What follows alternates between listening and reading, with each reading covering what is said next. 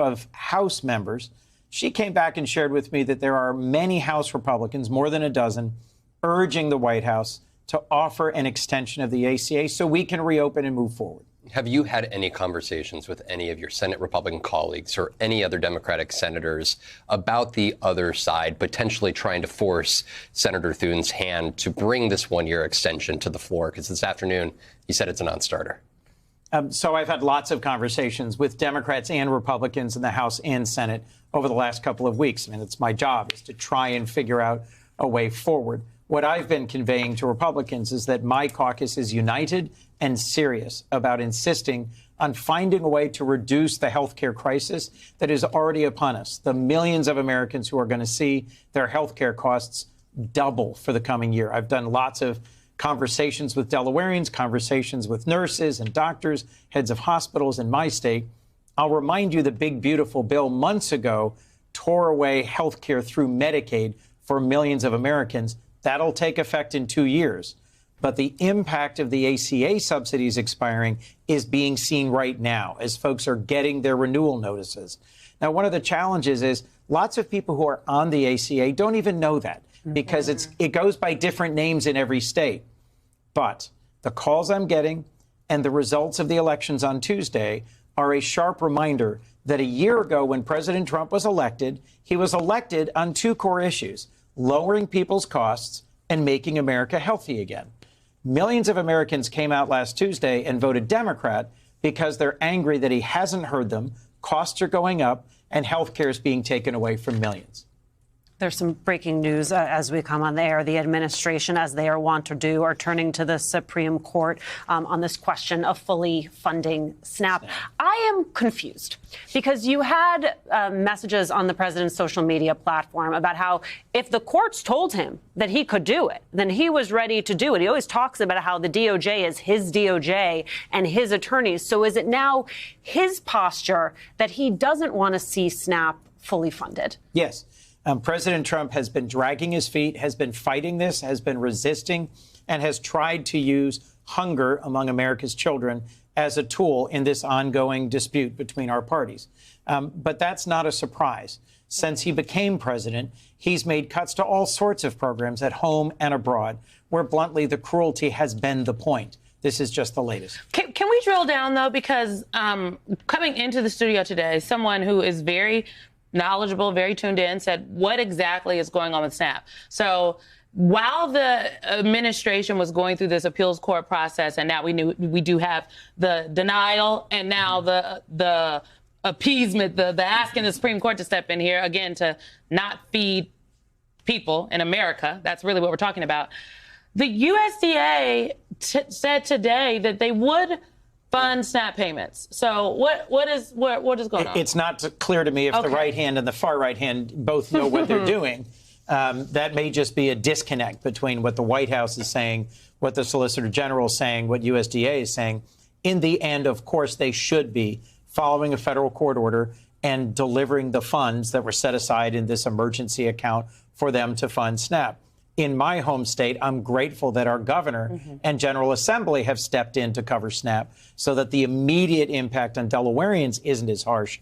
But in most states, you've got lots of folks flooding to food banks, alarmed about the shutdown or the interruption in SNAP. And we shouldn't be using hunger among veterans, seniors, children as one of the tools in this fight. Well, then the word grocery. Now, we've been playing these clips of him for a while now, and beyond just the total weirdness of it, if you take a moment to just think about why he thinks this way, the answer is obvious, right? Donald Trump is an extremely rich man, always has been. He's just never had to think about groceries in his entire life. The word itself just does not come up ever. Like, Donald Trump's not like spending a Sunday night, like going to the supermarket to make sure the fridge is stocked for the week, like pushing a shopping cart up and down the aisles, checking with spaghetti sauces on sale, carrying the bags out to the car, come home, fill the fridge. No. I mean, I don't think he's probably ever done that in his life. He's never had to even consider the thing that most people have front of mind all the time, the groceries. Of course, this is not a new observation. We all know this about Donald Trump. But in this moment, when the price of groceries and everything else is the most salient political issue, It is a pretty bad look to look this out of touch. There's a political cost for a look this bad. If you're older enough to remember, this might remind you of that time in 1992 when President George Herbert Walker Bush made a campaign appearance at a grocers convention. Groceries, such a beautiful word. And seemed amazed by the scanner thing they had at the checkout counter. He was in Florida yesterday talking to a meeting of the National Grocers Association. He called opponents of his economic plan professional pessimists. And he took a line from an ad campaign saying that reports that the economy has fallen and can't get up are just bunk. The president also got a chance to see a supermarket checkout scanner in action. Kind of seemed as though he'd never really seen one of those before, and the president said that he was amazed. Now, to be really fair here, Bush was actually just impressed by a new model of scanner, which could even read damaged barcodes. But the gaffe, and again, these were really simpler times, reinforced his image, the out-of-touch Ivy League scion of a wealthy Connecticut senator, which he was. And that moment turned out to be one of the all-time greatest political disasters, and it sure did not help Bush when he lost his re-election campaign to Bill Clinton in the "it's the economy, stupid" election of 1992. But at least George Bush was aware there were things called groceries that people need. The current president thinks it's something from like the horse and buggy days. And we have been talking this week about how much good old-fashioned politics, just the normal politics of a democracy, can make a difference in combating this Trump administration as it attempts to steamroll through our democracy. And we saw it on Tuesday night. And it is amazing to watch Trump and his people make it worse and worse and worse at the worst possible political moment for him. It's as if the administration is on a mission to make sure every American knows that he is, in fact, an elderly, out-of-touch rich guy who just does not care about you. I mean, just yesterday, the guy was quite literally asleep on the job, right in the middle of a televised White House event, only to wake up from his midday snooze when a guy collapsed right next to him in the Oval Office. That is the trademark face of a guy who just wants to get back to sleep. When the president is actually awake, his administration is publicly fighting to this day as hard as it can, to this very minute, to take SNAP benefits away from hungry Americans so they can afford their beautiful groceries heading into Thanksgiving. So that fix, though, has to begin about 5 miles from here at the Capitol. The president, who flew to Florida for the weekend, demanding on social media that the Senate stay in town until there is a deal to end the shutdown. Senate Democratic leader Chuck Schumer taking to the floor today with what he called a unified offer from his party. Senate Republican leader John Thune calling that plan a non-starter. While in the House, this happened. I hereby designate the period from Monday, November 10th, 2025, through Sunday, November 16th, 2025, as a district work period under Clause 13 of Rule 1. Signed sincerely, Mike Johnson. So just try to wrap your head around this. The House has been in session for just 20 days over the course of the last 5 months. Meantime, earlier at the White House, before jetting off to Florida, the president continued to insist that despite what you see when you go to the store or maybe when you pay a bill, he says things are getting cheaper. I will say this, if you look at affordability, which they campaigned on, they lied because they talked about, oh, prices are up. No, prices are down under the Trump administration, and they're down substantially. Late tonight, the White House still trying to avoid paying full benefits to SNAP recipients, some 42 million Americans who rely on food assistance to feed their families. The administration making an emergency appeal to the Supreme Court, asking the court to rule by 9:30 p.m. We're going to bring you that decision as soon as it comes down. Trump is paying the price for the food stamps, and his inability to actually just help American working class people. He's paying the price politically.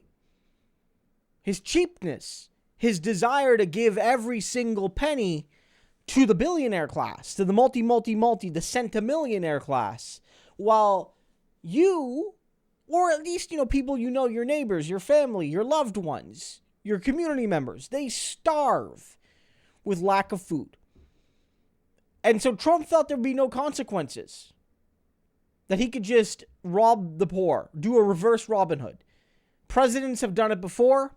Trump did it in his entire first term. Remember how Trump had all these promises, but the one that he really got done, remember the promise that he really got done was the tax cuts for billionaires and big corporations? You remember that, right?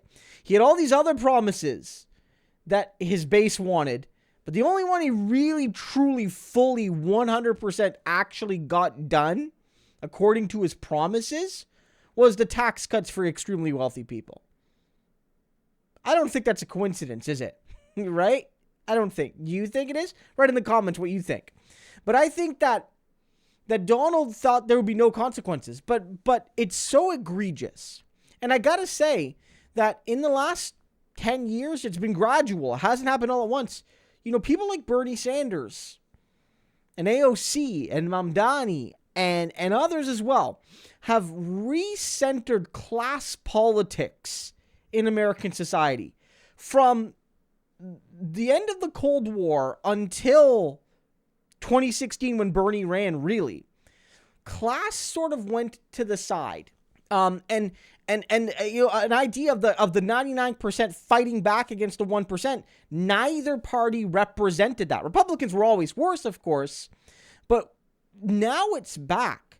It's mainstream now to say class war is real, and the elites are waging it against the working class. And in that context, even conservative working class people can see it now. They often blame Democrats, or they blame like Jewish people, or they make up a conspiracy that still fits their frame. But they now understand that the people that get food stamps, they get SNAP, whatever they want to call it, they're not welfare queens anymore. People understand that these programs have value. And Donald is paying the political price for this. And when he loses office and his party loses office, he's going to lose money because of it.